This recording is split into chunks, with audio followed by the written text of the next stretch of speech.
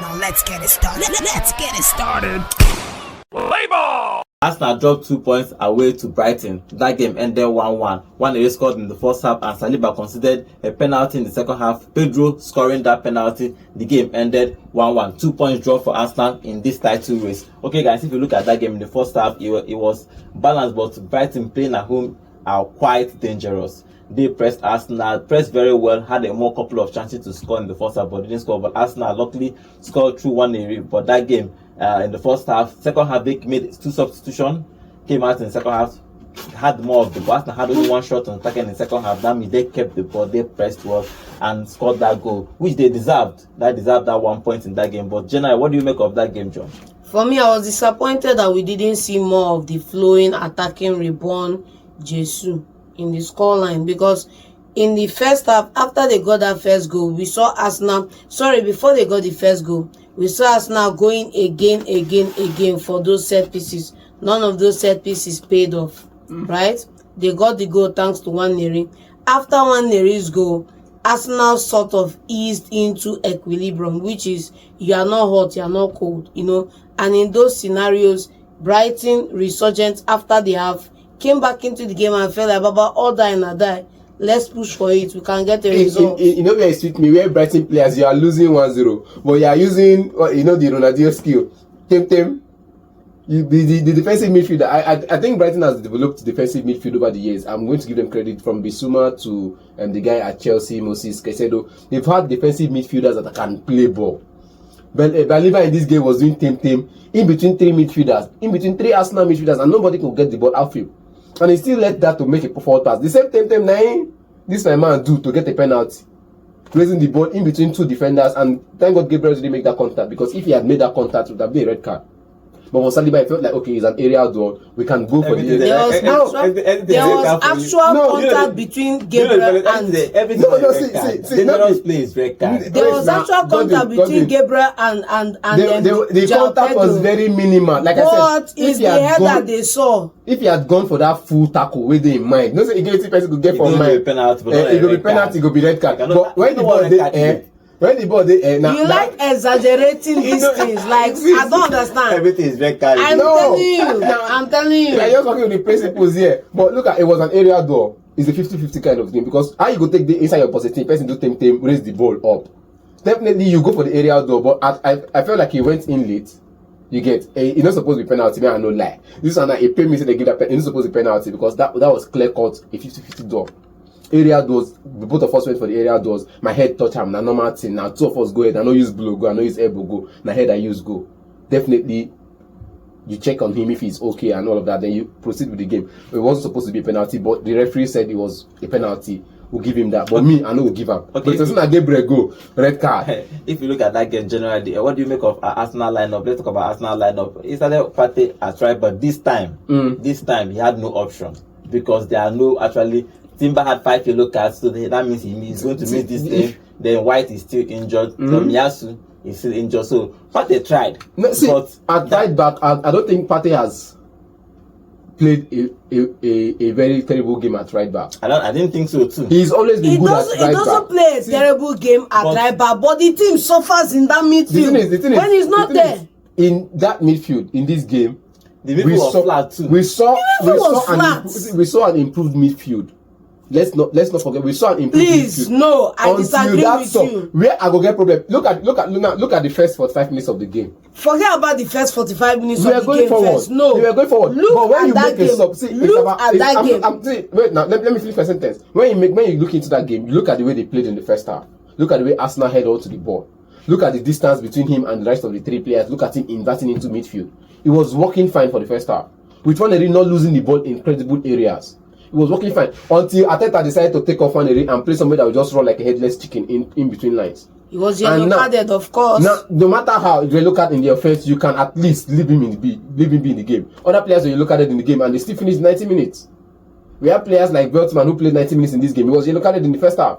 We have other players like Calafiori who was yellow carded towards the end of the game. He was still left in. We had other players like Moreno who was yellow carded as well. They were still left in the game. You get so for me, I felt like that sub was just too early. You get, because this is a player that comes into the midfield, helps you hold the ball in the midfield. And remember, Odegaard didn't start. So he was also coming in to help he was also coming into midfield to help the creative spark in midfield. We know there was no Partey in midfield. We know there's no Odegaard in midfield. So this guy playing as a right winger was dropping into midfield, create the chance for Jesus and other people to join in. And while Trossard was also coming into midfield. So it was just Jesus up front. While Jesus was dropping deep as well. So everybody was trying to make that midfield work without Partey. And I felt like that thing stopped happening. That attack, that flow in attack, or that balance in midfield and connection in attack stopped when he took out Nwaneri and brought in Martinelli. That's just it for me. Okay. That's what was supposed to happen in the first 50 minutes of that game. It's supposed to be like 60 minutes. When defenders don't tire, you go bring Martinelli. Now this kind of I tell you, when you win match, you need to play counter attack. You bring Martinelli, make him run like headless chicken. You win your match with multiple goal margin. So what do you make of that formation? Especially that midfield starting Jorginho, Rice, and Moreno. For me, it does not work. Mm-hmm. What would I, if I was the goal? What I would actually done is that play Rice probably as DM, Moreno and Nwaneri in the midfield. I wouldn't have done that. I would have played Partey and my Rice, and I would have also played Odegaard starting in that midfield, or Moreno in that midfield. So he couldn't start. He was ill, he couldn't start, but Baba came into the game when matters soft. It's better you start him and take him off in the second half, because you need a result. You are chasing Liverpool, you are enjoying fringe benefits of City not being in form right now. Your perennial tormentors for the past 3 seasons are off duty. Liverpool snuck up on your guard and are in pole position, and you are playing a Brighton off the back of a good win, and you want to go and drop that momentum. I do not like it. Play Partey in, even if we want to concede 5,000 goals. Do you know what I think? Play Kelly in that left position. Calafuri in the other side. For me, if I'm a coach, it's better that I play Rice as a right back than Partey. You will lose it. You will lose it. Do you know why? Play Luis Kelly, even if Do you know why? Do you know why?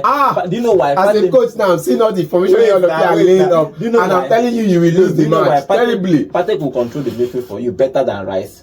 But Rice has more energy than Partey to run around. Play football that right back. Now, see, if you notice in the game, Rice was always running down to help out in defense. You can't stop Rice from being a box-to-box player. Yes. So you need him in that midfield. Moreno, on the other hand, you can't stop him from being sneaky. You need him in that midfield. You also need him there too. You get now with Odegaard on the bench. You need Moreno in that midfield to be sneaky. But the problem was they were being sneaky and running around and not being productive. Thank you. That is where the Nwaneri connection between midfield and attack comes in. The person that was supposed to do this job now, let me now tell you the truth now. The truth is, the person who was supposed to connect this dot between midfield and attack was supposed to be Trossard. But it was off his game. Yes. You get, so Trossard was supposed to be the connection because he's played in that 10 role before. He has the experience to play as number 10. Aside from Nwaneri, who is a young boy coming in, he has the energy to run around, has the energy to ball. Aside from him, Trossard should have been the person in that position. Play as a 10, play from the flanks. But then we are seeing diminishing returns now with Trossard because he's not, he didn't look full fit for me. And for all his runs and all his movement, we didn't see any productivity from him. For me, I just felt like there were other players who could have at least played in that position on the bench. If John is saying play a Luis Kelly a right back, play another academic graduate that they will exploit. Play Luis Kelly in right back, Calafuri on the left, Partey in that midfield. Let them exploit him. I'd rather them exploit him than have if Odegaard is not starting, by all means, Partey should be in that midfield. You can't have 2 generals out of their positions in that midfield and expect a good result. Okay. When you already have liabilities they were already on the run of winning. I just felt like the midfield kind of let themselves down. The defense line also left themselves. They were already on the path of winning. Okay, finally for Arteta, what do you make of him in this title challenge? Now, if Liverpool wins tomorrow, if Liverpool wins their game against Man United, they have 2 games at hand now. Yes. Man United and Everton. If they win that game, it's going to be about 11 points now. But if they win, what do you make of that Arteta in this title race? Do you think that he's still in it if Liverpool wins tomorrow? If they win, do you think that Arteta still have a chance to win this Premier League? You're 5 points behind first place, 2 games at hand, 5 points behind it. Definitely, it's going to be tough to cover up. We said this earlier in the season when they were 9 points behind, and now they've cut the gap. It was supposed to be at least 3 points by now. They've cut the gap. At some point, Liverpool drew some games they were not supposed to draw. So now you've cut the gap to 5. Continue winning your games. That's what I'll tell Arteta. This thinking with tactics doesn't really help. You get, just for all we know, Partey can play in the right back position. Let him play in the right back position. If only understand the language. Partey can play in the right back position if only you're going to play a Moreno, Declan Rice, and Martin Odegaard, not Jorginho.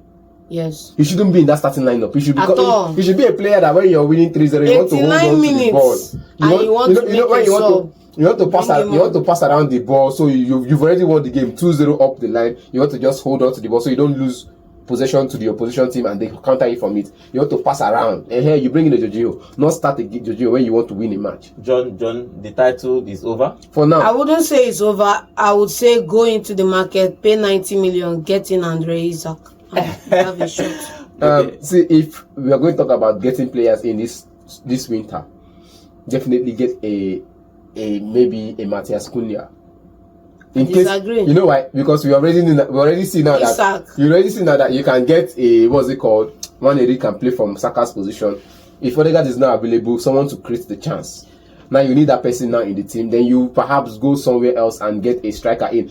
Man City, John don't know about this one, but I'm going to break it to him. There's a player all the way in Germany that Man City are looking at. I'm bringing in. He has 28 goals involvement this season. Omari Mamouche. Yes, I know. If they can pay, Arsenal were also linked to him this summer. If they can pay to get him in, then fine. Okay, let's see what Arteta is going to be doing. They lost 2 points in this title race. Liverpool is 5 points ahead of them with 2 games in hand. They need to just win their games, as they say. Win your games. Don't bother about what just win your games. But the problem now, they are still dropping points. They are dropping points. Drop points at Fulham. Drop points at Everton. Now they are dropping another 2 points, and Liverpool has a 2 game in hand. If they win tomorrow and their game in hand against Everton is going to be 11 points, which is going to be very, very hard for Arsenal to win this league. But Arteta said that he's in title race, so let's see how it's going to pan out for him. For this particular game, they drew that game against Brighton.